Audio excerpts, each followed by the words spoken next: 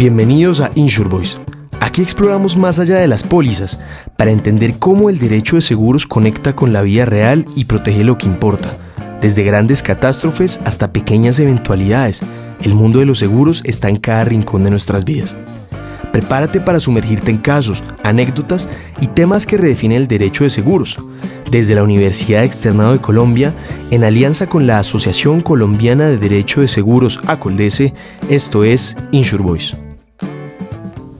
Bueno, entonces nos encontramos en otro capítulo de InsurVoice, el que ha sido diseñado por la Universidad Externado y por ACOLDESE como un podcast que trata todo lo relacionado con seguros. Y hoy tenemos a dos grandes invitados. Uno de ellos es el doctor Cubillos, Luis Miguel Cubillos. Luis Miguel Cubillos es egresado de la Javeriana, hizo sus dos especializaciones también en la Javeriana, una en administrativo creo y otra en seguros. También hizo una maestría en la Universidad de Nueva York, es profesor de la Javeriana, abogado litigante de una prestigiosísima firma que es Vélez Gutiérrez, y está todo el día involucrado en estos temas que vamos a tratar hoy. Y por otro lado estamos con Juan Pablo Araujo. Juan Pablo Araujo es graduado de la Universidad del Norte, adoptado por la Universidad Externado de Colombia, ¿cierto? Sí, señor. Sí. Hizo su especialización acá, tiene otros estudios también de posgrado, ha sido director en Fasecolda, fue director también en Suramericana, hoy en día es el socio director de su propia firma de abogados que se llama Araujo Abogados. Sí, señor. Araujo Abogados, profesor también del externado, de la especialización del externado, y los dos grandes amigos. Entonces creo que estamos con dos personas que todo el día están metidos en estos temas, personas altamente calificadas y que además han vivido este tema que vamos a tratar hoy en el día a día, que es fundamental. ¿De qué vamos a hablar? Vamos a volver a hablar ya en esta segunda parte del trámite sancionatorio del artículo 86 de la ley 1474, pero en esta segunda parte lo vamos a tratar más desde el enfoque del asegurador. En la primera parte, donde nos acompañó Jorge Santos y Sebastián Barreto, lo miramos más desde el juez y el abogado litigante que normalmente defiende los intereses del contratista, pero aquí están los abogados que normalmente representan a las compañías, pero que ante todo son profesores los dos. Entonces, bienvenidos a InsurVoice. Muchas gracias, Juan Camilo. Un honor para mí estar aquí en esta mesa y bueno, listo para que analicemos esos aspectos del artículo 86 de cara a la intervención de las aseguradoras en ese trámite. Muchas gracias, Juan Camilo, por la invitación. Doctor Juan Pablo, Valentina, encantado de estar con ustedes. Y acá está Valentina Arango, siempre ahora presente, la más juiciosa de todas. Pero entonces arranquemos. Yo les tengo una primera pregunta que no sé si les ha pasado, y es si cuando llegan a esa audiencia del trámite sancionatorio del artículo 86, les ha pasado que llegan como abogados de la compañía y se dan cuenta que solamente citaron a la compañía pero que nunca citaron al contratista garantizado. ¿Les ha pasado? Y si sí, ¿creen que es posible que eso ocurra en algún escenario? Pues a mí particularmente no me ha pasado. Creería que no es posible porque existe una norma expresa y es el artículo 86 que dice, pues, de manera textual, hay que citar al contratista y el garante. De pronto, dentro de la lógica de algunas entidades estatales está el tema del litisconsorcio cuasi necesario que aplica para temas judiciales, en el sentido de que puede estar el contratista solo o la aseguradora sola, e igual los resultados del proceso judicial van a vincular al otro participante. Pero claramente yo creo que la norma cierra toda la discusión al respecto. Tienen que estar los dos sí o sí. Más allá de cualquier cuestionamiento que uno pueda tener frente a la concepción del litisconsorcio cuasi necesario, en mi opinión personal es necesario. Es decir, es imposible afectar la póliza sin declarar la responsabilidad del contratista, y uno no puede emitir un pronunciamiento sobre el contratista sin que pueda ejercer su derecho de defensa. Sí, de acuerdo. Yo creo que en la práctica, usualmente, las entidades citan tanto al contratista como a la aseguradora. No he tenido ningún caso donde no esté citado el contratista. Hay eventos, Juan, donde el contratista está citado y no va, y eso es diferente, porque eso lo contempla el procedimiento. pero no es posible que solo citen a la aseguradora con la finalidad de afectar la póliza. Entre otras cosas, por lo que decía Luis Miguel, no se puede declarar un incumplimiento sin que el contratista tenga la posibilidad de ejercer su defensa. En consecuencia, yo creo que en el ámbito del artículo 86 no es posible que uno adelante una actuación administrativa sancionatoria sin que esté el contratista y sin que éste se pueda defender. No, y entre otras cosas porque yo creo que la aseguradora siempre está ya, es en calidad de garante. Ella nunca es la que realmente está obligada a cumplir la obligación por la que se está inicialmente citando, al margen de que haya otra obligación que sea la propia del contrato de seguro, pero que es distinta la obligación del uno y del otro. Pero eso pasa mucho, por ejemplo, en estabilidad, donde dicen como el contratista ya cumplió, entonces aquí ya solo puedo llamar al asegurador. Y no, es que el asegurador también es garante en la etapa postcontractual. Entonces creo que estamos de acuerdo todos en que no importa la etapa, no importa el amparo que se quiera afectar, siempre tiene que estar por lo menos invitado a la fiesta el contratista, al margen de si no va. Creo que eso es... Sí, pero yo creo que hay un tema importante, Juan, que pones de presente, y es que el hecho de que haya una garantía no significa que el principal obligado de cara a la entidad contratante es el contratista. Claro. De hecho, muchas veces el contratista es responsable y por algunas razones propias del contrato de seguro, la aseguradora no responde, ya sea porque hay una exclusión o porque operó el fenómeno de la prescripción. Lo que pasa es que algunas entidades consideran que es que lo único que pueden hacer es cobrarle a la aseguradora, y eso no es cierto. El principal obligado es el contratista y en consecuencia es necesario que ellos estén allá. Porque es que su siniestro es la responsabilidad de eso. El incumplimiento de él, eso es lo que se garantiza a través de la póliza. No, y en el peor de los casos uno puede recurrir a figuras de vinculación procesal como las del CEPACA, de traer, entre comillas, terceros interesados, que no es un tercero el contratista, y que ponga la cara en el procedimiento y que más aporte elementos probatorios. Claro, es que no es ningún secreto que... Porque es el que está en la obra. Claro, y es el que sabe de primera mano qué fue lo que pasó. Claro. Porque muchas veces el garante, claro, puede acompañar, puede vigilar, pero pues no construyó.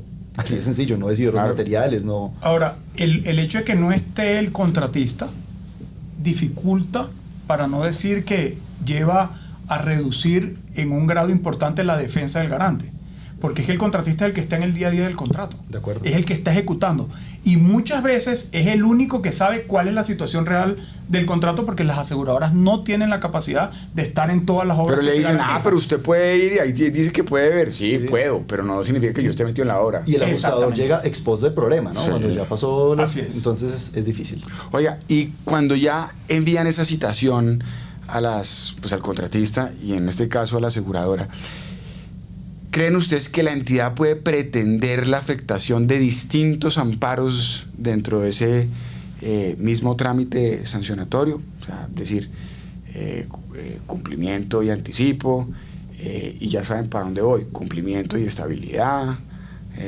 ¿Qué opinan de eso? Bueno, yo creo que hay un tema absolutamente claro desde el punto de vista técnico. Una entidad no puede afectar al mismo tiempo un amparo de cumplimiento y un amparo de estabilidad, que es un amparo postcontractual, por la sencilla razón de que son excluyentes.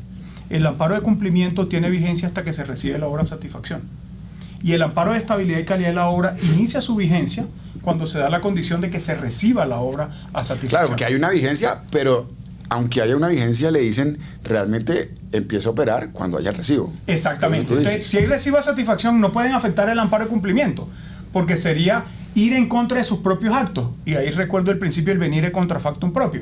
Si yo recibo a satisfacción, no puedo decir después que hubo incumplimiento.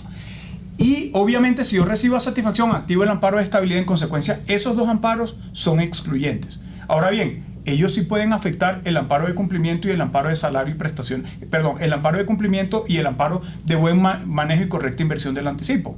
Eventualmente pueda que el contratista incumpla su obligación porque solo ejecutó el 72% de la obra y efectivamente no se ha invertido la totalidad del anticipo. Pero un amparo de cumplimiento es completamente excluyente con el amparo postcontractual, en este caso de estabilidad y calidad de la obra que pones tú sobre la mesa, Juan. No, completamente de acuerdo. Además, puede darse una hipótesis en las cuales varios incumplimientos pueden afectar varios amparos, salvo por el caso de estabilidad e incumplimiento, que está clarísimo, pero lo importante es que la entidad en la citación advierta qué amparo quiere afectar. Claro, es un tema de congruencia. No se trata de prejuzgar, ni me faltaba, pero sí es un tema de mínima claridad para que uno pueda ejercer el derecho de defensa, por congruencia además. Lo que no pueden tratar de hacer es dispararle a cualquier amparo a ver. Porque la citación dice, se afectará la póliza. Y usted mire, garante, a ver de qué se defiende. No, dígame qué es lo que está pasando con anticipo, cuál es su queja de cumplimiento, cuál es su queja de calidad, y uno más o menos tiene un mínimo de claridad para poder ejercer una estrategia defensiva. Además, porque te defiendes distinto de anticipo que de cumplimiento. Así es.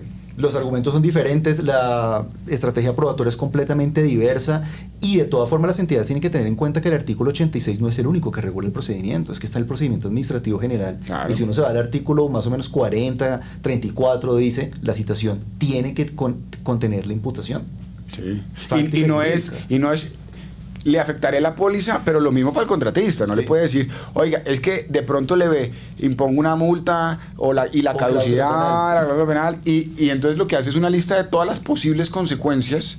Entonces uno tiene que defender de todas las posibles consecuencias. No, yo creo que tiene que indicar tanto, digamos, en la relación garantizada qué va a pasar, y en la relación de seguro cuál es el amparo que pretende afectar.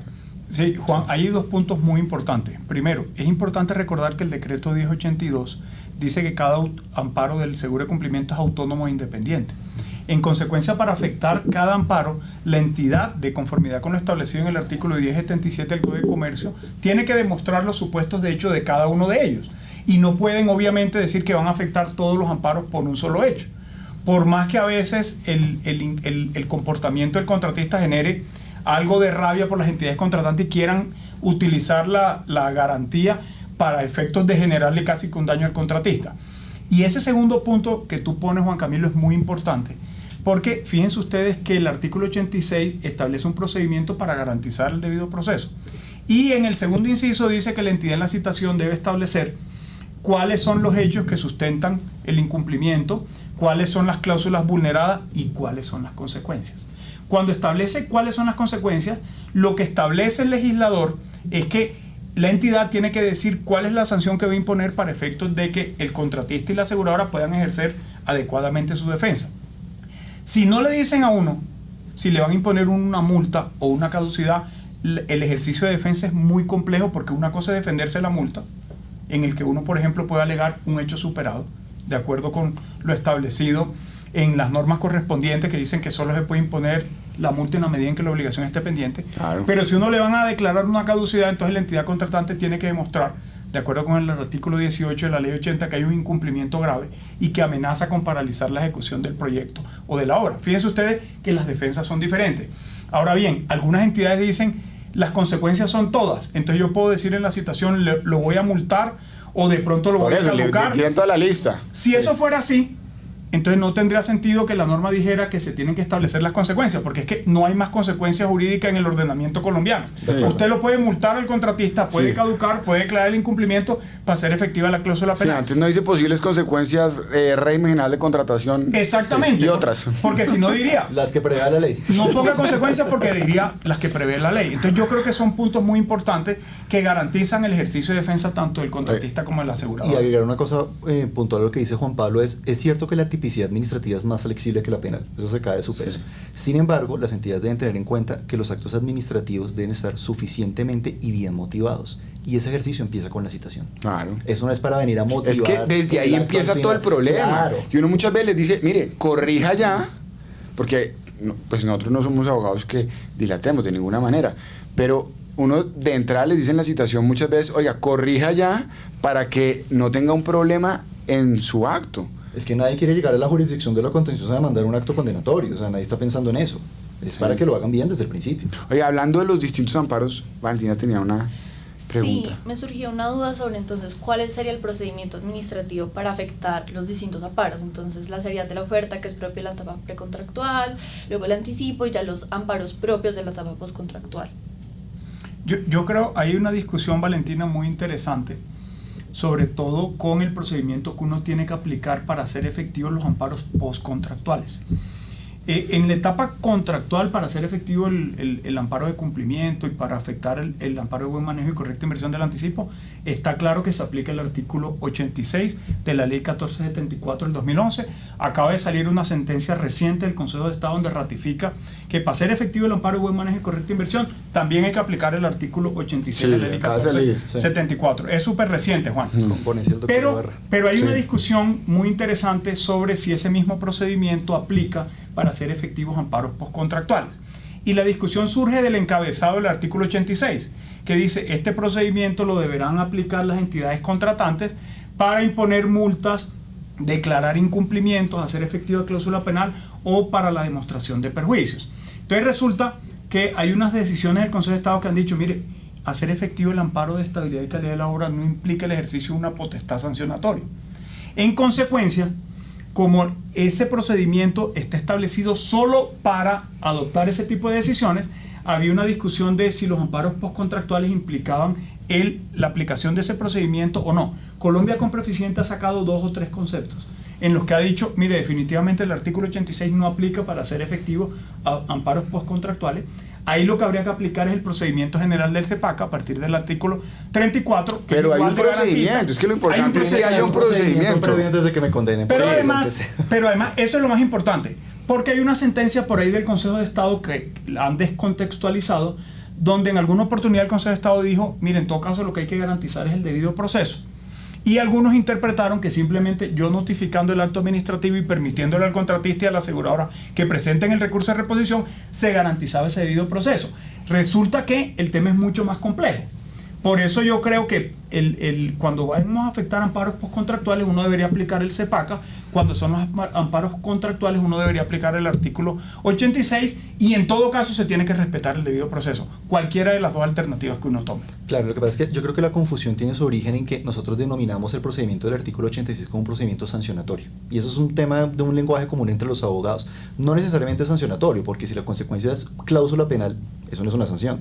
Claro, la sanción no es que le declaren el cumplimiento, la sanción no es que hagan uso de la cláusula penal, la sanción es que usted no pueda contratar. Exactamente, pero entonces hay una mixtura y hay una zona gris entre, porque a veces la multa es una sanción, pero también la multa genera un efecto de afectación de la póliza.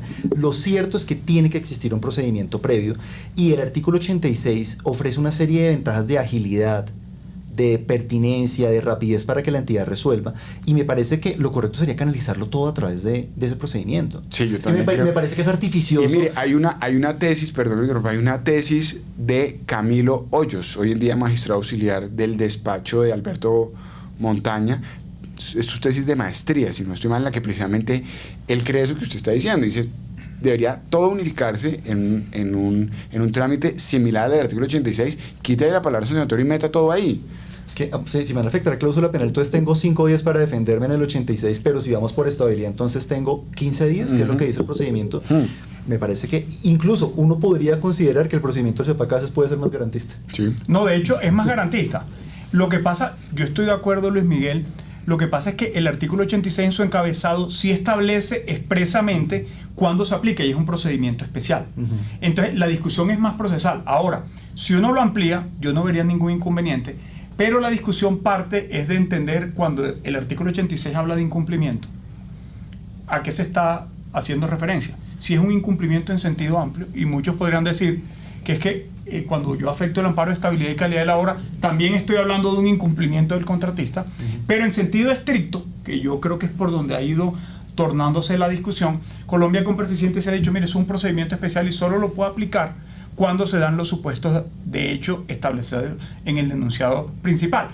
Pero volvemos al punto fundamental, lo importante es garantizar el debido proceso. Sí, es que yo creo que eso es, que no lleguen y la compañía, lo hablábamos en la parte 1 de esto, que de pronto a la compañía solo se entera cuando en el acto de la liquidación le afectaron la póliza. No puede afectarlo en la liquidación de la póliza, tiene que, en la liquidación puede recoger cosas de atrás. De acuerdo. Pero ha pasado que entonces en la liquidación dicen, y declaro la ocurrencia del siniestro.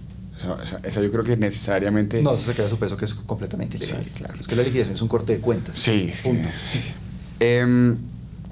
Oiga, ustedes saben muy bien que las pólizas de cumplimiento se pueden expedir tanto en favor de entidades estatales como de privados. Pero mire algo que a veces pasa, y es que se expide una póliza de cumplimiento diseñada para favorecer, para proteger, digamos, a las entidades estatales, pero realmente en el caso concreto se expide para proteger a una entidad pública, pero que tiene régimen de derecho privado. Entonces, pues se arma el problema de, oiga, entonces, realmente, ¿cuáles son las reglas entonces de esta protección negocial? ¿Qué creen? ¿Ustedes creen que está mal expedida esa póliza? ¿Que entonces hay una responsabilidad del asegurador? ¿Que tiene que pagar de acuerdo a las reglas de la una o de la otra? ¿Que entonces sí podía poner más exclusiones? ¿Cómo entienden esa situación?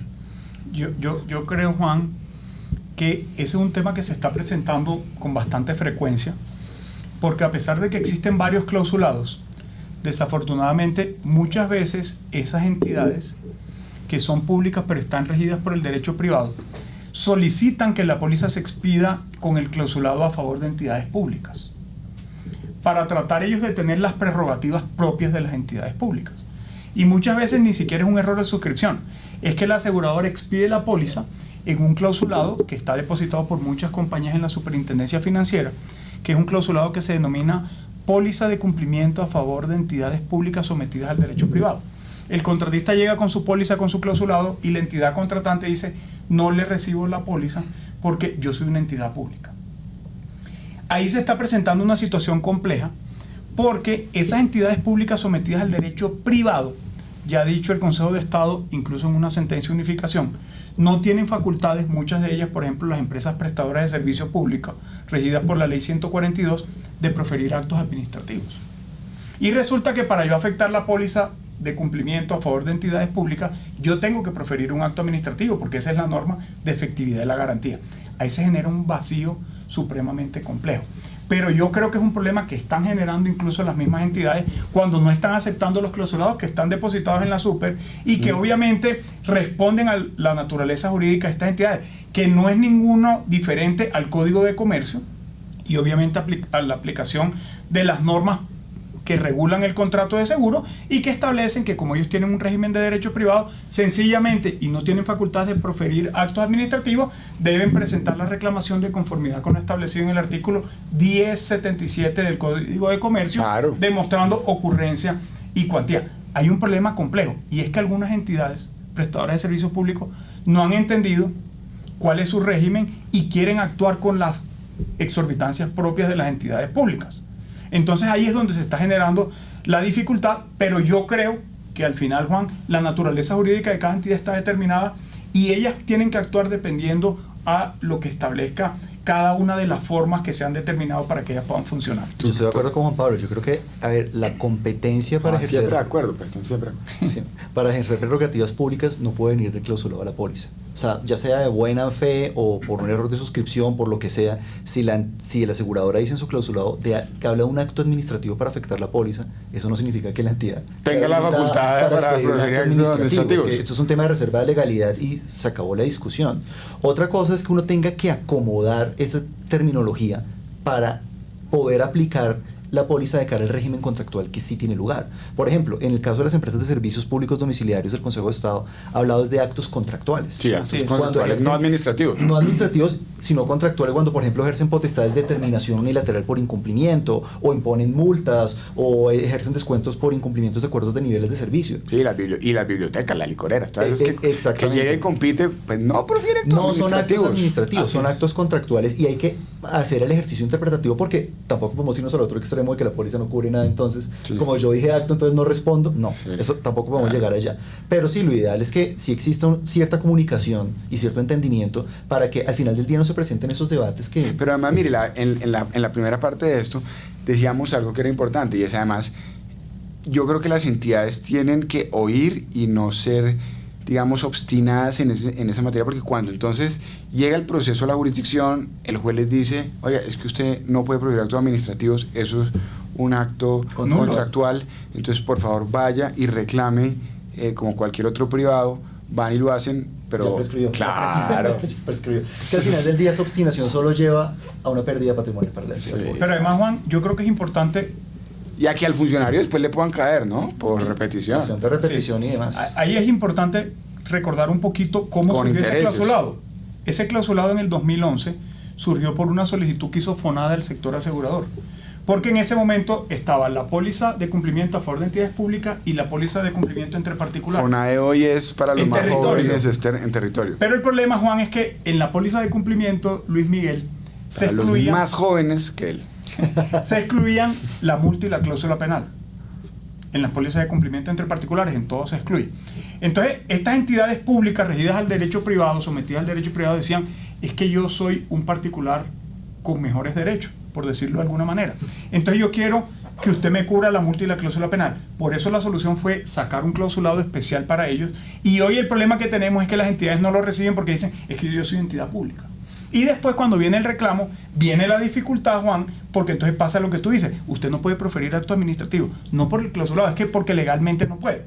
Y ahí estamos en una situación compleja que se resolvería si ellos admiten el clausulado correspondiente que está depositado en la superintendencia por varias aseguradoras que actúan en el mercado. No, y si son conscientes de qué pueden hacer y qué no pueden hacer. Sí. Punto. Por ejemplo, en el caso de las empresas de servicios públicos domiciliarios, está claro que en los contratos de obra pública pueden decretar la caducidad, porque hay una resolución de las comisiones de regulación, por ejemplo, la CRA, la 151 de la CRA que lo autoriza. La pregunta es, ¿el hecho de que puedan decretar la caducidad a través de acto administrativo implica que pueden imponer la cláusula penal también, por ejemplo? Yo creería que no, porque son facultades exorbitantes completamente diferentes. Entonces, ¿cómo acomodar el clausulado a esa clase de circunstancias? Una parte del siniestro a través de acto administrativo, pero la reclamación de los perjuicios sería reclamación extrajudicial, artículo 1077 del Código. Entonces, es el tipo de cosas que tocaría acomodar a través de un diálogo constructivo, porque al final del día, las entidades son las que pueden terminar perdiendo. Si el acto no tiene competencia, si está mal motivado, necesariamente se va a caer. Sí. Sí, yo tengo una duda para el doctor Luis Miguel, que ahora creo que lo mencionaste, y es respecto de si la responsabilidad del contratista es suficiente para afectar la póliza. Yo creería que no. No, creo que no, firmemente que no. Es que, a ver, la responsabilidad del contratista es el núcleo esencial del siniestro. Pero es que la aseguradora responde en los términos del contrato de seguro. Y el contrato de seguro tiene exclusiones, tiene una serie de condicionamientos que son los que determinan la responsabilidad de la aseguradora. La aseguradora no es responsable solidario del contratista, no es fiador del contratista. La aseguradora responde de acuerdo con lo pactado en el contrato de seguro. Entonces, eso obliga a que dentro del deber de motivación de los actos administrativos o de los actos contractuales, o incluso dentro del, no va a llamar deber, sino una carga de probar las reclamaciones extrajudiciales, en el caso del tema de derecho privado, las aseguradoras, las entidades estatales sí tienen que argumentar y probar que ese incumplimiento del contratista encuentra cabida dentro del condicionamiento de la póliza. Y muchos no lo hacen, incluyendo la Contraloría en los procesos de responsabilidad fiscal. Claro. Se les olvida ese pequeño detalle. No, incluso yo he visto que dicen, es que el Código de Comercio aquí no aplica. Pero además porque es que si bien, digamos, en ese tipo de pólizas, pues sí hay unas limitaciones, digamos, algunos argumentos que no puede exponer el asegurador frente a la entidad, pero eso no significa que porque creo yo, no sé si tú estás de acuerdo, no porque entonces se considera que es responsable el contratista, entonces como me preguntaba Valentina, de manera automática, entonces ya hay una afectación de la póliza, entre otras cosas porque te pongo un evento práctico, y es cuando se reconoce la prescripción del contrato seguro. Puede haber una responsabilidad, ¿sí? Pero puede operar la prescripción. O no hay cobertura, o de pronto hay un otro sí del contrato que se les olvidó incluir un anexo modificatorio de la póliza de cumplimiento, por ejemplo. Sí. Aunque ahora con la grabación dicen que ellos pueden modificar el contrato todo lo que quieran. Si uno coge tesis Consejo de Estado, sí. Si uno coge el Consejo de Estado de ahorita, la última que dicen, usted puede agravar el riesgo todo lo que quiera, meterle al contrato todo lo que quiera, no importa que usted no haya consentido, igual usted queda comprometido asegurado. Una postura que yo creo que es inaceptable, porque es comprometerlo a usted sin usted haber expresado su querer dispositivo. Es que usted se obliga voluntariamente. Por eso. Entre otras cosas, afortunadamente también hay una sentencia de la Corte Suprema con ponencia del doctor Tejero que dice lo contrario. Es que si la aseguradora no le informan frente a las modificaciones del contrato, ¿cómo va a expresar su consentimiento para asumir ese riesgo? No, es que yo entiendo, fíjese que yo entiendo que en el marco de lo público se quiere proteger el patrimonio de la nación, y es entendible. Entonces que eventualmente uno diga, mire, no funciona el artículo 1060 del Código de Comercio de la misma manera que en privado, hasta entendible. Entonces que, por ejemplo, como era la postura anterior que decían, si usted le metió una unidad funcional adicional, pues esa unidad funcional adicional que usted no informó, pues esa no está cubierta, pero lo demás sí. pero es que ahora con esta nueva postura dicen, no importa si a usted le informaron o no, y si ellos le metieron una unidad funcional nueva, usted la cubre. O sea, si el usted... garante se mete de cabeza, ciega, sin ver un kamikaze. Pues, sí, entonces a mí me agrandan la cobertura tanto como usted quiso, no como yo.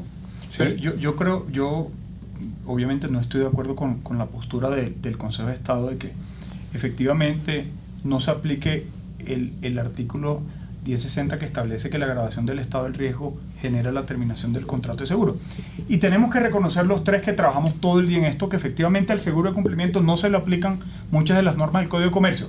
Vale. Pero el argumento no puede ser la protección del patrimonio público. Claro. Porque eso se presta Que en el para esquema todo. de tres, claro, que el esquema de tres no permita que yo le haga, que yo le extienda las consecuencias al asegurado porque no me pagan la prima y por eso el seguro no termine por mora en el pago de la prima. Eso uno lo puede entender, Juan. Pero lo que no podemos llegar es al extremo que con el argumento de la protección al patrimonio público, entonces las aseguradoras se vuelvan responsables ilimitadas. Ilimitadas. Vulnerando el principio de libertad contractual Claro. y vulnerando el principio del pacta sunt servanda del artículo 1602 que dice que el contrato es ley para las partes. Y el principio técnico del seguro es que la tarifación de la prima va en función del riesgo. Claro. Pero es que... No, porque ellos le dicen, no, usted puede cobrar más prima. Ellos sí dicen eso. Ellos dicen, si la carretera era de aquí a Medellín y después usted la alargó el doble, usted queda comprometido, lo que puede hacer es cobrarle más prima. Claro, pero me metió un riesgo del doble, ¿sí? Entonces, y yo no consentí, yo no acepté eso, entonces coincido plenamente en lo que ustedes dicen y es, usted me comprometió en algo en lo que yo no decidí, en lo que yo no permití comprometerme. Pero además, Juan, es que hay casos donde ni siquiera el problema es de suficiencia de la prima. Es que se modifica completamente el riesgo. El objeto. Y aquí vimos el objeto. Y el objeto como El objeto en... contractual. Claro, como la discusión que vimos cuando iban a hacer el metro, que lo iban a pasar de ser...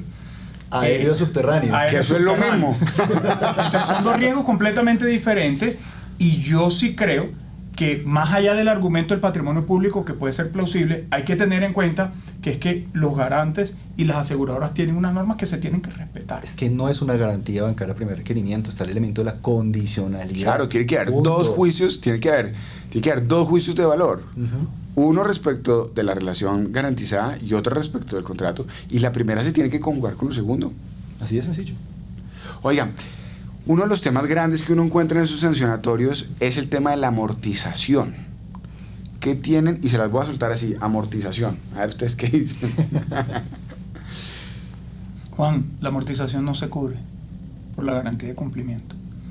Y yo creo que hay varias sentencias. Hay una, si no estoy mal, del 3 de noviembre. Pero en lo 2020, en lo público. No se cubre en ninguna de las dos pólizas, ni en la póliza de cumplimiento a favor de entidades públicas, ni en la póliza de cumplimiento entre particulares.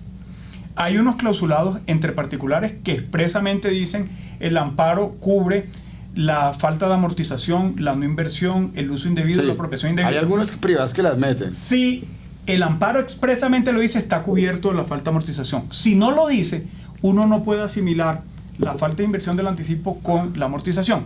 Pero yo creo que este tema, la respuesta es no. Pero yo creo que aquí debemos discutir por qué hemos llegado a que todas las entidades quieran afectar el amparo alegando una falta de amortización. El Y lo amparo primero, el amparo de buen buen manejo y manejo. correcta inversión del anticipo. El primer tema que tenemos que aclarar es que la amortización, que es una fórmula financiera que establece cómo va a devolver el contratista el dinero entregado a título de anticipo. Pero desde ya yo tengo que decir, el hecho de que un anticipo no está amortizado no significa que no esté invertido. El hecho de que el anticipo no está amortizado no significa que el contratista haya generado una apropiación y no indebida. significa que haya daño. Y no significa que haya daño.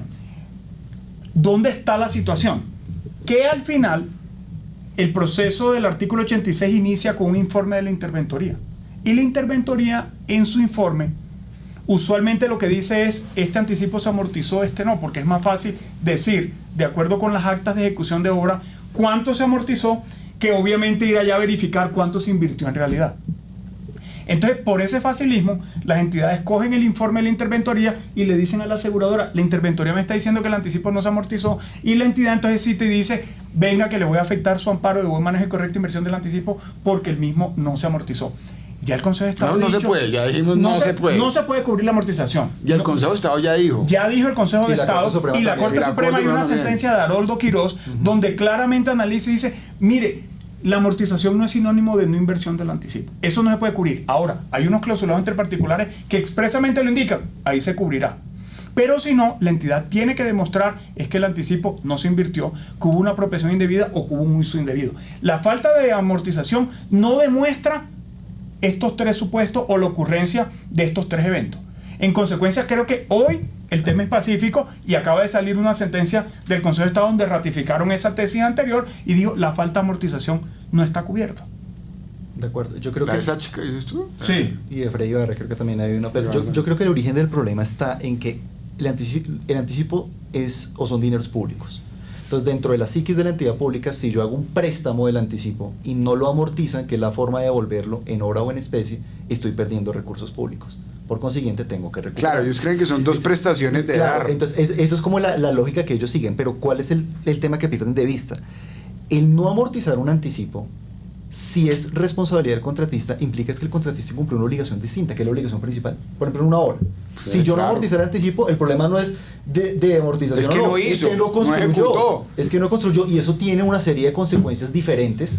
Y a mí no me pueden, bajo el principio indemnizatorio, condenar 2 veces a pagar el mismo Oye, daño. pero además es que el decreto de 82 ni siquiera prevé un amparo de no amortización. Es de un manejo de buena inversión. Claro, es que ni siquiera es que mire, si me pregunta a mí, yo estoy de acuerdo en que, y creo que todos estamos de acuerdo en que la no amortización no es importante para efectos de la afectación de un amparo. O sea, no pasa nada, son dos cosas distintas. Pues si usted incluso me pregunta a mí, yo creo que entre particulares tampoco debería existir ese amparo, porque es que cuando usted piensa, es la misma lógica. Entonces, cuando usted piensa en la amortización a la final es un proceso en el que el uno hace obra, cobra y le descuentan, pero fíjese que es un proceso complejo. Entonces no hay una prestación. ¿Qué prestación han de dar, de hacer, cuando implica el descuento del otro? Entonces, si yo cobro y no me descuentan, entonces yo incumplí. Entonces yo creo que ni siquiera no habría una prestación, sino habría una prestación para una obligación y una obligación, ¿cuál riesgo? ¿Sí? Pero al margen de eso yo creo que lo importante, y coincidimos, ¿cierto?, es que lo que el Consejo de Estado ha dicho son dos cosas distintas, la no amortización y la no inversión, y usted no puede afectar el amparo de buen manejo por cualquier asunto relacionado con la no amortización. Juan, no tiene nada que ver. Sí. Es que puede no haber daño. Entre otras cosas, porque usted llega y le dicen, es que no amortizó, lo primero que usted Pero hace el anticipo es... puede estar en la hora invertido. Claro, es que usted mete un dictamen y dice, ahí está invertido. No, pero Juan, yo creo 2 comentarios ahí. Primero, muchas veces el contratista, por ejemplo, ha invertido la obra y no ha facturado por cualquier razón, pero la obra está. Entonces no amortiza. Ese anticipo no está amortizado, pero está invertido. Y obviamente esto nos podría llevar a otra discusión de si para afectar este amparo se debería liquidar el contrato o no, o hacerlo en el momento de la liquidación, que como dijo Luis Miguel es el corte de cuentas. Pero aquí no podemos perder de vista algo. Este problema de si se cubría la falta de amortización o no, surgió con el decreto 1510 del 2013 que modificó el decreto 734 del 2012. Porque la vigencia del amparo de buen manejo y correcta inversión del anticipo, ahí se dijo que era hasta la liquidación del contrato o cuando hasta el mismo se amortizara. Y resulta que eso se generó supuestamente pensando en que si se invertía el anticipo no tenía uno para qué tener una vigencia, como si el riesgo ya no se hubiera asumido en su totalidad por parte de la aseguradora. Pero terminó generando en la práctica este problema, Juan, que hemos tenido que durar un montón de tiempo para que el Consejo de Estado finalmente vaya aclarando y vaya reiterando. Y obviamente es un problema del día a día porque para las entidades es más fácil cobrar alegando una falta de amortización con un informe de la interventoría que verificar. Sí, que yo creo que tendría que hacerse adelante en la liquidación del contrato, realmente qué fue lo que usted invirtió y cómo es el corte de Entre cuentas. otras cosas, porque yo creo que si funcionara como creen algunas entidades, lo que habría sería un enriquecimiento de la entidad, porque entonces yo le doy 10 pesos para que usted invierta, usted los invierte en mi obra, y como no amortizó, entonces yo le vuelvo a cobrar los 10 pesos. Clarísimo. Además, y lo importante es ser claro sobre un tema. No es que la amortización sea totalmente irrelevante para el amparo, porque si el anticipo está totalmente amortizado, no hay daño. No, claro. Ya se devolvió el préstamo, independientemente si lo invirtieron bien, mal o regular. No hay Pero daño. si está invertido, también. Claro, si está invertido, tampoco hay si no pérdida. está amortizado, Pero- tampoco hay pérdida. Entonces, Clarísimo. aunque suene contradictorio, si está amortizado... Está desacreditando. Exactamente. Entonces, el que no está amortizado no puede significar la ocurrencia del siniestro. Pero si está amortizado, tampoco acreditó. hay siniestro. Claro, pero además si amortizó, lo que acreditó fue que se hizo bien. Claro. Pero no amortizar no significa que se hizo mal, es un poco lo que usted quiere Claro, decir. y el Consejo de Estado, eso es muy claro, lo dijo Juan, es que no se puede establecer ese indicio, no hay lugar el indicio. Sí, La falta de total. amortización no significa Ahora es. que el contratista invirtió mala plata o se la robó. Oiga, otro gran tema que uno se encuentra con las entidades en este artículo 86 es el de la prescripción del artículo 1081. Y es un tema, digamos, que siempre se puede tomar lo que dice el decreto del 82 o lo que dice la jurisprudencia. ¿Qué pueden decir ustedes sobre cómo opera la prescripción en este caso? Es decir, si yo les dijera en 3 minutos explíquele a todas las entidades la prescripción, ¿usted qué diría, Luis Miguel? A ver, el tema está decantado, está clarísimo, la línea jurisprudencial es unívoca. Sí aplica la prescripción del 1081. ¿Y cómo opera la prescripción del 1081? El término de 2 años, que es el de la prescripción ordinaria, empieza a correr desde que el interesado conoció o debía conocer la O ocurrencia. sea, el informe de interventoría, ya. O debía conocer. Es O que debía. para mí el debía conocer es importante porque no perdamos de vista que estamos conocimiento hablando de contratación estatal, donde están involucrados recursos públicos, y a las entidades estatales les existe un deber legal de vigilar la ejecución del contrato. Y el hecho de que tengan un interventor no significa que se desentiendan de la función. La interventoría no es una delegación de funciones, es un apoyo técnico. Por consiguiente, ellos sí tienen que estar encima, y si han debido conocer la ocurrencia del incumplimiento, desde ahí empieza a correr la prescripción de los 2 años. Obviamente, dependiendo de la obligación de la que estemos hablando, puede admitir uno que otro matiz, pero la prescripción definitivamente es de 2 años. Hay algunas entidades que han salido con el argumento de que el incumplimiento, como es continuo, Uy, sí. entonces no aplica la prescripción de los 2 años, y eso, con todo respeto, es un absurdo porque torna la obligación en imprescriptible. No, y en la sesión pasada también hablábamos de cuando hay eventos en los que la entidad cree que porque mandó la citación, entonces interrumpió el término de prescripción, como agarrándose el artículo 94 del CGP, No, que además eso también es además que, inadmitible. 2 errores. Uno, la interrupción del 94 es un requerimiento para el pago. Cuando a mí me citan, a mí no me han condenado. Tanto el contratista como el garante se presumen inocente. Y 2, la jurisprudencia ha señalado que la prescripción se interrumpe con el primer acto, así no está en firme, que también creo que es un error, porque un acto que no esté en firme y produzca efectos jurídicos. Como Sí, que no se acomoda. eso decían Barreto y Santos, que ellos entendían que la jurisprudencia en gran medida, digamos, había reconocido la postura, porque ellos creían que el acto tenía que estar ejecutoriado. Yo estoy de acuerdo con ellos.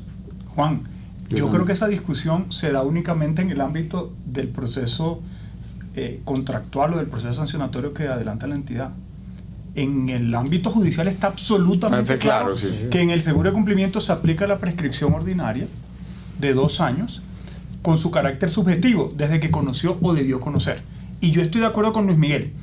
Y hay una sentencia del Consejo de Estado en un caso contra el Invías, donde el Consejo de Estado dice 2 cosas importantes. Primero, la citación no interrumpe absolutamente nada. Y yo estoy de acuerdo, el artículo 94 del Código General del Proceso dice que lo que interrumpe es un requerimiento claro de pago. Aquí no hay un requerimiento. No, pero además Aquí lo se dicen está es como obviando. cuando usted presenta la demanda y después la notifica. Sí. Yo creo que son 2 cosas. Pero hay, muy otro tema, distintas. pero hay otro tema muy importante acá, y es que el conocimiento que se requiere no tiene que ser cualificado, que es lo que dice el Consejo de Estado en esa sentencia, porque el Invías lo que dice es, oiga, se terminó el contrato, yo nunca supe. Pero yo después tenía 5 comunicaciones donde me decían que había un problema de estabilidad, de unos daños en la obra. Pero ¿sabe qué? Yo solo tuve certeza de que se habían generado esos daños cuando mandé a hacer un dictamen pericial y el perito experto me dijo que es que efectivamente... Eso es absurdo. Y el Consejo de Estado dijo, no, desde que usted conoció debió conocer. Yo estoy de acuerdo con Luis Miguel. La entidad pública tiene la carga de diligencia de saber, no solo la entidad pública, cualquier contratante, al momento en que vence el plazo del contrato, de saber si el contratista cumplió o no cumplió. ¿Qué fue lo ¿Cómo que usted no construyó? sabe? ¿Qué fue lo que hizo? Usted contrató, entregó una plata, se terminó el plazo y usted no tiene ni idea si el contratista cumplió o no cumplió. Para efectos de aplicar el debió conocer. Yo creo que jurisprudencialmente el tema está súper decantado, Juan.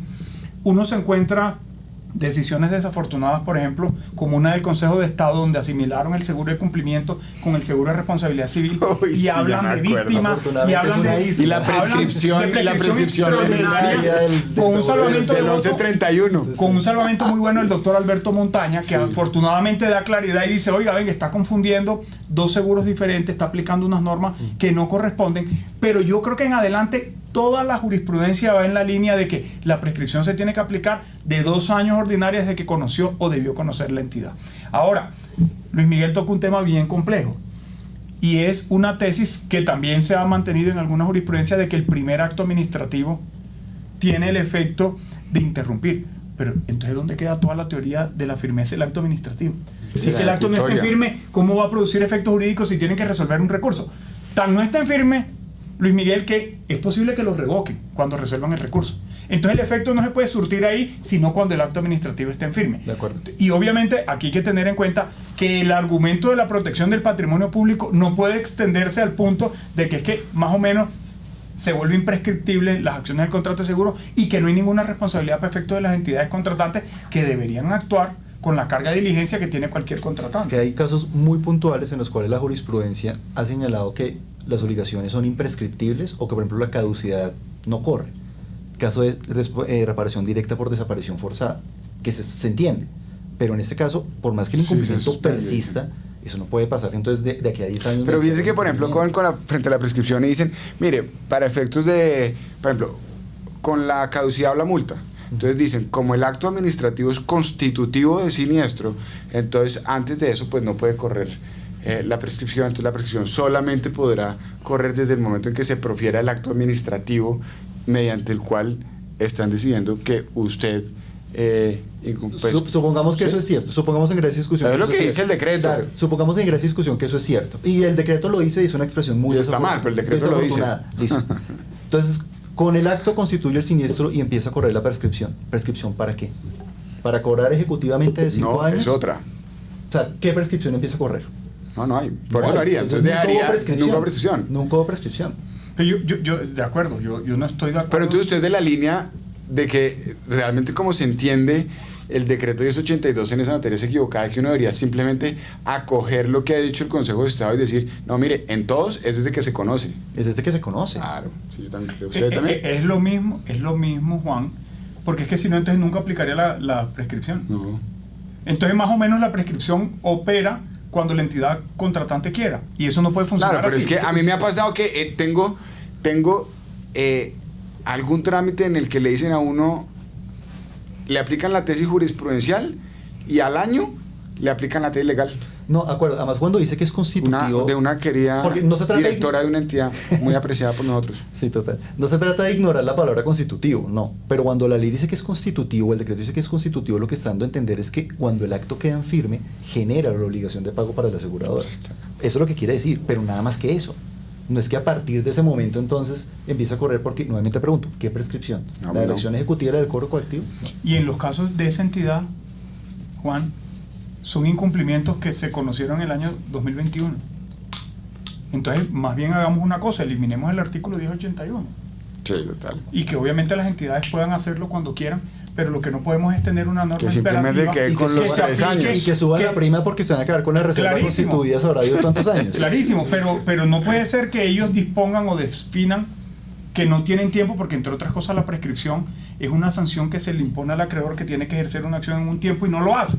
Lo que sanciona es precisamente el paso del tiempo y la inactividad de la administración. No puede el asegurador asumir esa carga con una tesis de que yo conocí hace 4 años, pero entonces como el decreto dice que es constitutivo, entonces solo es aquí, porque entonces no aplica nunca el decreto el artículo 1081 del Código de Comercio. Oiga, y Juan Pablo y Miguel, ¿creen ustedes que las entidades tienen la facultad para... Es decir, hemos dicho que tienen distintos, la posibilidad de afectar distintos amparos dentro del trámite o distintos trámites incluso, pero y el amparo de salarios y prestaciones, ¿ustedes creen que lo puede llevar al artículo 86 y por ahí decirle al contratista, pague? Yo creo que con la póliza de seriedad de la oferta, ahí acaba de salir un caso del Mintic, creo que es suyo, Juan, que tuvieron que anular el procedimiento. Ah, sí, gracias. Porque efectivamente es la misma discusión que con los amparos postcontractuales. Si nos limitamos a la literalidad del artículo 86, el artículo 86, lástima, lo hubiéramos podido leer acá como para darle mayor claridad, pero dice declarar el incumplimiento para imponer la multa, declarar la caducidad, hacer efectiva la cláusula penal. Ahí en esa hipótesis, yo creo que con la misma tesis de que sostuve ahorita, que a mí me parecía que ese procedimiento no daba para el amparo postcontractual, tenemos que llegar a la otra conclusión con el seguro o con la póliza de seriedad de la oferta. Pero volvemos al mismo punto. Lo importante es que se garantice el debido proceso. Y si no, en todo caso hay un procedimiento general en el CEPAC a partir del artículo 34. Lo que no puede pasar es que no se le otorgue la posibilidad, ya sea al proponente, en ese caso, y a la aseguradora, de ejercer su defensa. Porque al final el artículo 29 de la Constitución dice que en las actuaciones administrativas y judiciales se tiene que garantizar el derecho fundamental al debido proceso. Pero creo que si leemos el encabezado del artículo 86 entendemos esa discusión que es muy importante. Fíjense, acá se mejor. Fíjense, doctores. Y usted ya le toca de lejos. Ya le toca así. Es mejor que allá le toca no, es que allá le toca alargar así el brazo. Para nada, aquí está cerquitica. Dice el artículo 86, las entidades sometidas al Estatuto General de Contratación de la Administración Pública podrán declarar el incumplimiento, cuantificando los perjuicios del mismo. Que ahora la jurisprudencia dice que no pueden cuantificar, ¿no? Pero bueno. Pero miremos los verbos rectores. La Administración Pública podrá declarar el incumplimiento, cuantificando los perjuicios del mismo, imponer las multas y sanciones pactadas en el contrato y hacer efectiva la cláusula penal. Eso es lo que autoriza este artículo 86. A mí sí me toca lejos. Fíjense que esto está, por más, Luis Miguel, que queramos decir que esto no es sancionatorio, está pactado para ejercer las sanciones que uno puede, de alguna manera, incluir en el contrato. Hacer efectivo un amparo de estabilidad y calidad de la obra implica imponer una multa, no. ¿Implica declarar una caducidad? No. Por eso es que yo creo que la discusión es bien interesante y yo creo que uno ahí tiene que acudir al CEPACA como procedimiento general. ¿Es más garantista? Sí. Sí, pero es que eso no lo determinaron las aseguradoras ni los contratistas. Es el procedimiento general al que uno tiene que acudir cuando no hay un procedimiento especial. Entonces yo creo, Juan, que ahí vuelvo al mismo punto. Lo importante es garantizar el debido proceso y que el contratista o el oferente y el garante se puedan defender. Yo soy de la tesis de que este procedimiento solo aplica para ejercer esas facultades. Cuyos. Respeto la de Luis Miguel que dice que uno podría meter todo ahí. Pero yo es que también. a mí me cuesta trabajo, doctores, con todo el cariño que les tengo, aceptar que Están el mal. amparo de estabilidad y calidad de la obra es un incumplimiento, o es una multa, o es el ejercicio de una facultad sancionatoria. No, estamos de acuerdo en que no lo es. Estamos de acuerdo. O sea, nosotros no estamos diciendo que sea sancionatoria esa, lo que creemos es que todo debería ajustarse allá y eso debería ampliarse no solo para los sancionatorios, lo que creo que estamos Claro, hablando. además porque la norma, y usted mismo lo dijo, Juan Pablo, cuando tuvimos esa discusión hace algunos minutos, la norma empieza hablando de incumplimientos y de perjuicios. Al final del día, cuando usted afecta el amparo de estabilidad, está declarando un incumplimiento y va a cobrar unos perjuicios. Claro. Cuando uno va a afectar el amparo de estabilidad, ¿está declarando un incumplimiento? Sí, claro. Unas obligaciones de estabilidad que tiene el contratista, porque el contratista tiene que garantizar la estabilidad. ¿Y cuánto vale? La garantía decenal. ¿Y cuánto vale reparar el daño? Entonces, le puede caer en los dos Esa primeros. discusión la di hace un mes con un abogado que quiero mucho también. Y el argumento es válido si nosotros nos salimos exactamente de la técnica del seguro de cumplimiento. Pero si no, entonces tendríamos que llegar a la conclusión de que todo es incumplimiento. Pero el amparo postcontractual, la diferencia con el amparo de cumplimiento... No, yo creo que todo es incumplimiento, solo que uno, para efectos dentro del seguro de cumplimiento, tiene que precisar técnicamente el cumplimiento, pero al final todo es incumplimiento. De manera general, sí, pero si nos vamos a la técnica del seguro de cumplimiento y cogemos el decreto 1082 cuando dice cada amparo es autónomo e independiente y cubre un riesgo puntual. Pero venga, concrételo. Entonces uno... Salarios y prestaciones. ¿Puede o no puede? En el 86. Lo que pasa es que usted me mete en ese amparo... Diga, ajá, depende. En temas laborales. No, me mete en ese amparo que es complejo por una razón, Juan. Acuérdese que... Depende quién me contrata. En el amparo del... No, señor. El amparo de salarios y prestaciones... El amparo de salarios y prestaciones no deja de proteger a la entidad contratante. Eso no es una protección para el contratista, claro, pero, ni es una acción directa para el contratista. Pero cuando no paga y dice, es que no ha pagado, entonces lo llama un sancionatorio. Pero es que si no ha pagado no hay daño. Es que no aplique el amparo, porque si a él no le han afectado su patrimonio y no se ha acreditado la solidaridad del artículo 34, que es lo que busca al final proteger el amparo, usted no tiene por qué reclamarle a la aseguradora. Por eso se afecta en el proceso judicial. Lo importante es el daño. O sea, hay que distinguir dos cosas. Uno, si la entidad todavía no ha pagado, aquí no hay lugar de reclamar nada. Porque en efecto protege el patrimonio. Pero Luis Miguel, ¿y si pagó, entonces aceptó la solidaridad? Espérate un segundo. Si pagó...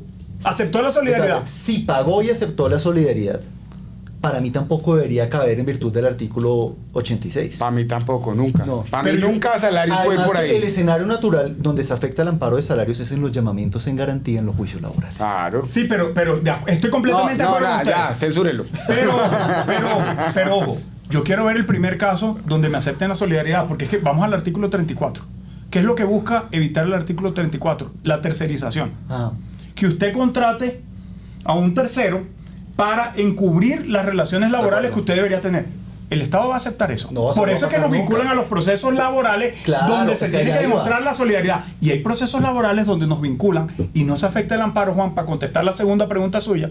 De pronto condenan a la entidad, al contratista porque no pagó los salarios. Sí, Pero claro. no se demuestra la solidaridad de la entidad contratante porque los objetos sociales, por ejemplo, son diferentes, distintos. no tienen nada que ver. O porque lo que se condena no aplica para efectos de la solidaridad. Y fíjense ustedes que eso requiere de una demostración previa de esa solidaridad. Por eso yo creo que no se podría hacer a través de un artículo Es que en 86 porque implicaría claro, la aceptación. En la práctica eso no va a pasar por lo que dice Juan Pablo, es que ninguna entidad pública va a salir a decir que es obligado solidario laboral. Y si lo hacen, se meten en un lío disciplinario, fiscal, de acuerdo. tal cosa. Pero si lo hiciera, yo creo que Sí. ni siquiera así podría ser ese el camino para afectar el amparo. No es el camino. No, no es el camino. Pero Juan, para contestarle su pregunta, ¿para qué aplica el artículo 86? Para afectar cumplimiento. Multa, caducidad, declaratoria de incumplimiento, estas dos últimas de pronto para hacer efectiva la cláusula penal y para afectar el amparo de buen manejo y correcta inversión del anticipo, Pues la otra como va lo por acaba de el decir el común. Consejo de Estado. Y de resto, aplique el CEPACA. Sí. Aplique el CEPACA. Ahora, queremos cambiar la norma. A mí me encanta el procedimiento del artículo 86 porque me parece más ágil. Porque Usted se acuerda, cobra usted que más empezó, rápido, usted que empezó cobra bien más temprano. rápido. Usted que empezó bien temprano, que antes del artículo 86 de la ley 1474 del Sí, 2011, que se aplicaba el Código Contencioso Administrativo, uno se podía Que demorar empezó 2 bien años. temprano. ¿Qué tal la forma tan gentil? 2 años, uno se demoraba hasta 2 y 3 años para terminar el procedimiento a través del cual se iba a hacer efectiva la garantía. Lo que pasa es que hicimos una colombianada. Queríamos resolver un problema que se demoraba 3 años en una audiencia que en algún momento se iba a interpretar como si se pudiera hacer en un solo día. Y textualmente se podría hacer en un solo día con el tema de la oralidad, pero afortunadamente se ha ido decantando en unos términos razonables. Oiga, perdón que les cambie el tema, pero ahora que usted hablaba De que usted empezó temprano. de que yo empecé temprano, del debido proceso, ¿usted qué opina? Y perdón que haga esta pregunta ahí como paréntesis. Cuando limitan el tiempo, Luis Miguel y Juan Pablo, que le dicen, no, es que para descargo usted tiene 20 minutos aseguradora. Yo no estoy de acuerdo.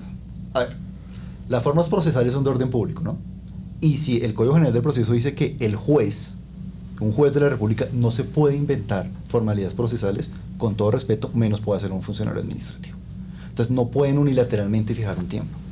Eso no significa que ellos carezcan de poderes de instrucción sobre las intervenciones de los abogados.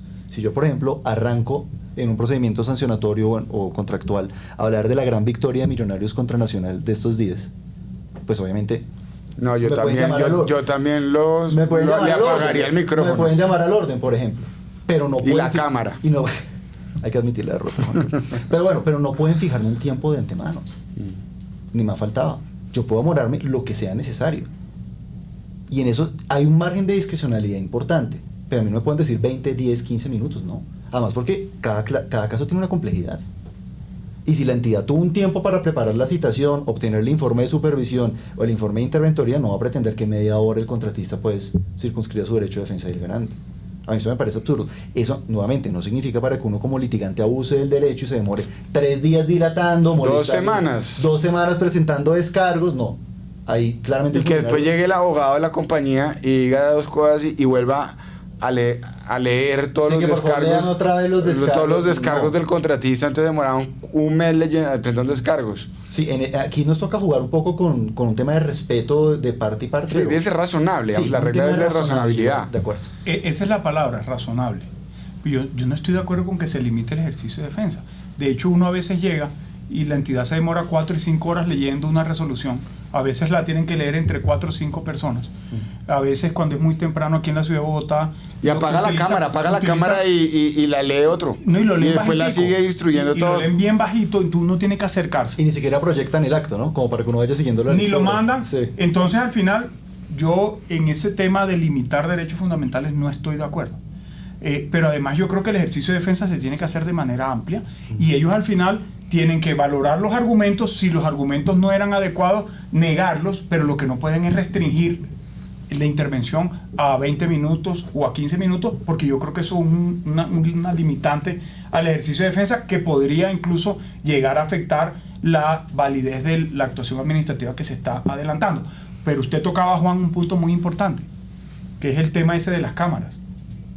Yo creo que eso también debemos tocarlo acá. Por favor. Y yo creo que aquí, al final, cuando uno va y hace una interpretación teleológica del artículo 86 de la oralidad, de lo que se quería era que el director de la entidad o su delegado, que son los que tienen que dirigir los Pero que tiene que haber delegación, no es el que él dice, no es que, oye, ven que mientras que yo voy allá tú vienes. Pero es que la delegación está definida. Externo. No, la delegación está definida en la ley 489. Sí, ley 489, artículos 10 y 11 dice, la delegación tiene que constar en un acto administrativo. Entonces aquí hay un tema importante y es que efectivamente el director de la entidad o el que está dirigiendo la audiencia, porque tiene una delegación por escrito, debería estar atendiendo la diligencia todo el tiempo, y no es que ellos instalan, se paran, van a almorzar y uno aquí presentando los descargos y los argumentos contra la pantalla, grabación. O contra la pantalla. Me ha pasado también contra que el abogado es el que termina dirigiendo la audiencia y no tiene competencia para hacerlo. Sí, porque además le dicen, no, pero es que yo soy el que voy a decidir, yo soy el que voy a firmar. No, usted tiene que estar. Y hay casos más complejos donde incurren en falsedades, porque al final leen el acto administrativo, por ejemplo la resolución, lo lee uno de los funcionarios, el alcalde no estaba y resulta que cuando le mandan el acto administrativo lo firma el alcalde. Y el otro día me pasó con un municipio y presenté un derecho de petición pidiendo la grabación y le dije, mire, el alcalde no estaba ahí, mire la grabación, aquí hay una falsedad. Sí, de acuerdo. Pero además yo creo que pruebas, ¿no? Yo entiendo que a veces, digamos, dentro del mundo de la virtualidad, los que no están hablando puedan apagar la cámara para que sea mejor la señal. Es decir, que si solo está hablando Juan Pablo, solo tenga prendida la cámara Juan Pablo. Pero yo creo que el director de la audiencia siempre la tiene que tener prendida, ¿sí? Como el juez no apaga la cámara nunca. De acuerdo. Y yo creo, Juan, que incluso más allá del tema legal es un tema de decencia. No, y además hay la persona que uno le habla, uno lo debe escuchar. En las audiencias judiciales todo el mundo tiene sus cámaras encendidas, sí, y hay que respetar. Y el juez le ordena prender la... Clarísimo. Entonces yo creo que aquí debería hacer lo mismo, entre otras cosas por el principio de inmediación. De acuerdo. Cuando uno está presentando los descargos, la mínima regla de cortesía es que escuchen los argumentos que uno está planteando. Y por eso por un tema de responsabilidad de ellos, es que si ellos van a firmar el acto administrativo se hacen responsables de lo que están diciendo ahí. Por lo menos estén presentes en el procedimiento que llevó a ese resultado final. Oiga, les hago una última pregunta ya para despedirnos. Al margen de lo que dice el artículo 14 de la ley 80 sobre las facultades excepcionales, ¿ustedes creen, y de lo que ha hecho la jurisprudencia, que además hay dos grandes posturas y de la doctrina, ¿ustedes creen que la declaratoria de siniestro es una facultad excepcional de la administración? ¿O solamente son esas que están en ese artículo? ¿Qué dice usted? Yo creo que... ¿También depende de quién me contrate? No, para nada. Cualquier ejercicio del poder de imperio de una entidad estatal en virtud de la cual ella unilateralmente pueda declarar una situación jurídica, establecer obligaciones y hacérselas oponibles al contratista del garante, para mí es una potestad excepcional. O sea, usted dice sí. Sí, la respuesta es sí. Porque es que hay una decisión que acaba de salir el 30 de enero, magistrado ponente Sáchica, que dice son solamente las que están en el artículo 14, es decir, la declaratoria no sería. Y lo que él dice incluso es, si no está versando sobre esas, no es un acto administrativo, sino un acto contractual no administrativo. De acuerdo, pero ni me falta ni... Que además es muy grave porque entonces pone a las entidades a siempre ir a reclamar extrajudicialmente a las compañías. Ahí yo tengo una pregunta para el Consejo de Estado. Si eso es cierto, entonces ¿por qué el legislador se vio en la necesidad de expedir la ley 1150 en el artículo 17? ¿Por qué tuvieron que crear una facultad legal para imponer multas, cláusulas penales y afectar las pólizas? Entonces el artículo sobrado. Sí. Si lo crearon es porque son conscientes, por el principio de reserva de legalidad, que necesitaban una norma legal sustancial expresa que habilitara a las entidades para hacer eso. Yo creo, Juan, que el tema es discutible. Yo creo que efectivamente los funcionarios públicos solo pueden hacer lo que está permitido, y antes de ese artículo 17 de la ley 1150 había mucha discusión sobre si tenían facultades o no para imponer de manera unilateral las multas, porque la multa la pueden pactar los particulares en virtud del principio de la autonomía y la voluntad. Pero al final, El artículo 14 sí establece, Juan, cuáles son las facultades excepcionales de la administración: terminación unilateral, modificación unilateral, interpretación unilateral y la caducidad, de acuerdo con el artículo 18. Ahí hay un listado de facultades no excepcionales. taxativo. Yo también Esa estoy de acuerdo que no está es la excepcional. discusión, porque es que si no, entonces todos los actos administrativos serían ejercicio de facultades excepcionales. Y resulta que el acto administrativo es la manifestación de la voluntad de la administración encaminada a producir efectos jurídicos. Con carácter obligatorio. Es que ahí De es donde acuerdo. entró la exorbitancia. De acuerdo, pero Que el es donde problema... tiene un poder Pero, que no Juan, tienen los otros. Juan, pero es que el problema privado es- no pueden ir a decirme, le declaro la ocurrencia del siniestro. El problema es que el artículo 14 dice son facultades excepcionales esto. Y de hecho dice, en unos contratos están incorporadas, así no se diga nada. En otros, por ejemplo, en el contrato interadministrativo usted no las puede pactar, o en el contrato de seguro. Y hay en otros donde facultativamente usted puede incluirlas o no incluirlas. Yo creo que ese tema es grueso. Es grueso. Es grueso, y yo creo que nos daría otra sesión de esta para que me pueden discutamos invitar. bien sobre si el artículo 14 establece facultades taxativas o no. En todo caso, ellos sí tienen una habilitación para declarar el incumplimiento. Sí. Esa sí está clara. Oiga, se nos acabó el tiempo, pero Luis Miguel, Juan Pablo, de verdad, mil gracias por venir aquí a conversar sobre este tema que yo creo que es tan importante. Valentina, mil gracias. A todos ustedes, mil gracias. Y creo que la discusión nutre a todos los que día a día están tomando decisiones y a los que estamos en el otro lado de la decisión. Juan, gracias por la invitación. Siempre es un honor estar aquí en la Universidad Externada de Colombia compartiendo sobre estos temas. Luis Miguel, colega de Mil Batallas. Valentina, gracias por acompañarnos en esta mesa. Supremamente interesante, pero creo que pudiéramos hacer 2 o 3 sesiones más para No, pues muchas. trabajar algunos otros temas que yo creo que lo ameritan. Yo aplaudo esta iniciativa del externado porque estos son temas que hay que analizar en el día a día para tener luces, todos. Las entidades públicas contratantes que a veces adoptan decisiones no por desconocimiento, sino porque es la interpretación que ellos hacen.